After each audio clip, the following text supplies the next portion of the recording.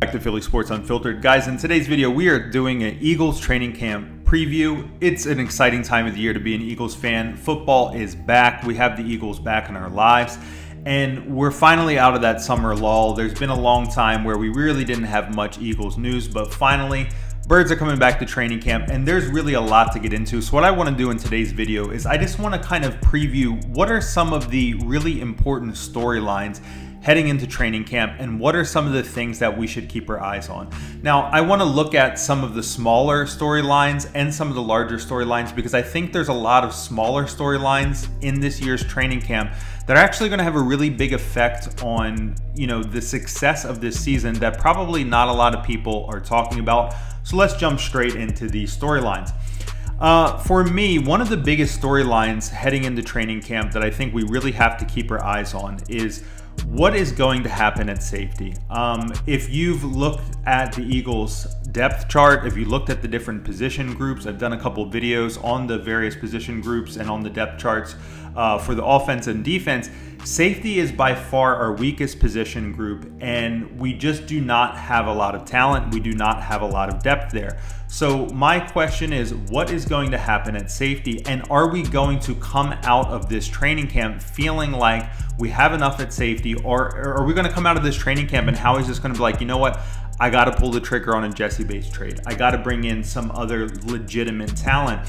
I think we all really liked what we saw from Marcus Epps. He had really limited play last year. He didn't get a ton of run, but we saw some good things from him. We saw that, he can be a big hitter. He had an interception. He had a couple passes defended. He looked good. He looked energetic. There were some things to like, but the reality is he's never been a full-time starter in his career, and we don't know what we're getting from him. We've added Jaquiski Tart. I've been really high on that signing. But beyond that, we don't have a lot of depth. Anthony Harris, somebody, not a lot of us are very high on, don't have a lot of faith. Safety is a huge question mark, and we really have to see what's going to happen from this position group. Definitely something we want to keep our eye on. My number 2 storyline heading into training camp is going to be which young corner steps up. The Eagles have been taking kind of the spaghetti approach, just bringing in a whole bunch of young talent, throwing it against the wall, and let's just see who sticks. We have McPhearson, Moreland, Gowan, Scott, McCain. I mean, there's an endless amount of young corners that we have, but there's one question. Can any of these guys actually play? Of course, we're very top heavy at corner. We know Darius Slay is a stud, but he's getting up there in years. We brought in Bradbury, who's only on a 1-year deal. So we don't know how long he's going to be for town. We got Avonte Maddox, who's really good in the slot, but we need some younger outside cornerbacks, somebody that can eventually step into those roles. Now, who could those possibly be? There's a ton of candidates. For me, I'm personally really high on Mario Goodrich. Mario Goodrich is coming out of Clemson, and I really like the season that he had last year. If you look at his stat line from last year, 42 solo tackles, 2 INTs, brought one of those INTs back to the house, and 9 passes defended, and this was only in 11 games played. I'm really high on Mario Goodrich. I think he has a chance to be a good competitive outside corner. Let's see how he translates this year in training camp and see any of these guys just starting to turn some heads. Did anybody make some good progress? My number 3 storyline heading into training camp is about Arryn Siposs, and is he going to have a bounce back year? Siposs, he started out pretty strong last year. I was, in the first couple of games, I said, okay, maybe we had a find here. He started out playing pretty well, but then as we saw, his play really tailed off towards the end of the season, and he ended up just really fully face planting last year and had a really horrible end to the season. And, the storyline was he just sort of lost focus. I think he had a kid in the middle of the season. He had some family things going on that made it a struggle for him to focus. And I suppose that, the coaches sort of bought into that, and that's why he's back. But I mean, I think if we're looking at his play last year, he probably didn't really deserve to be back. And I mean, there's no other punter in camp. So right now it's only him. So we really need him to have a really bounce back year because there's really no other options at this point. My number 4 storyline is about Brandon Graham. And just plain and simple, is BG going to get back to being himself? Brandon Graham has been an incredibly important Eagle. You know, not only for what he does on the field, but obviously the leadership that he brings to the locker room, the attitude, the charisma, the positivity, you know, the type of player that he is for helping to bring up young guys. But we need that production back on the field. We really suffered a lot last year on the line, not having BG. Just pull up some stats here from 2019 and 2020. He had 8.5 sacks in 2019, 8 sacks in 2020, and then last year 0. You know, he was only in 2 games last year, had the season-ending injury. But this was a guy that he was around the quarterback a lot. He had 15 tackle for losses in 2019, 13 in 2020, 17 QB hits in 2019, 16 QB hits in 2020. That is a lot of action in the backfield that we were missing last year. And we suffered for it. We suffered for it as a defense. We were not getting to the quarterback anywhere nearly enough. We were not causing enough havoc in the backfield.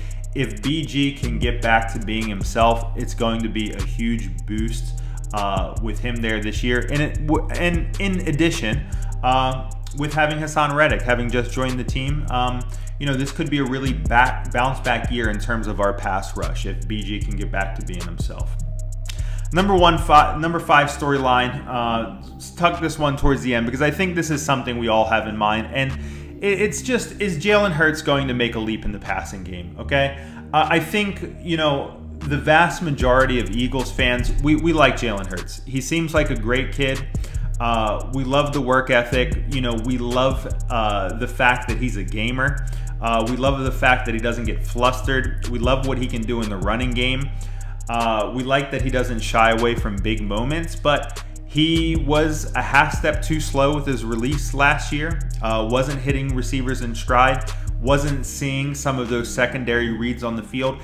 If this man can make a leap in the passing game, it's going to completely change not only the team, but we are going to become a very dynamic offense. If he can improve even slightly, even 25-30% in that passing game, it's going to pay huge dividends. So obviously Jalen Hurts is a massive storyline.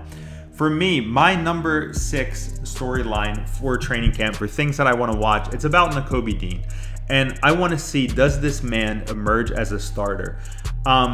It's been a really, really long time as Eagles fans since we've had a really legitimate stud linebacker, somebody that is commanding the defense, commanding the field, somebody that you have to account for as the offense. And I'm really hopeful that Nakobe can be this guy. I know that, you know, compared to last year's, we have an embarrassment of riches at linebacker. You know, we're much, much more talented there than we have been in past years. But I want Nakobe to be the starter because I really think that he is one of the future leaders of our defense. I think he's one of the future leaders of this team. I've been on record saying that I think that he's going to end up being a team captain this year. So when training camp finishes, I want this man to be a lock as a starter. You know, we have some small concerns. Is there some type of injury bug? Why did he slide? I need Nakobe to have a big training camp. I need him to be starting for this team. I need him to be a leader. And I want him to be one of the future pillars of the defense. So guys, that is my 6 stories. So I want to ask you now, what storylines are you most interested in heading into training camp? Obviously, there's some other big ones, you know, that I didn't talk about, but I thought those are the ones that are mostly, you know, on people's minds. Obviously, we want to see A.J. Brown. We want to see the leap that Smitty takes. You know, there's a lot of other storylines heading into training camp, but what are the ones that interest you the most? And which storylines do you think are the most essential to the Eagles' success this year? I tried to peel back, you know, some of the ones that people weren't thinking about as much, like what's Arryn Siposs going to do this year? You know, how about our cornerback depth, you know, with some of these young guys that we have on the roster? But what say you? Let me know your thoughts in the comment section below. What are you looking forward to watching? And as always, guys, if you find that you are enjoying the content, please consider subscribing to the channel, hit that thumbs up button, and I will catch you guys in the next video. Go Birds!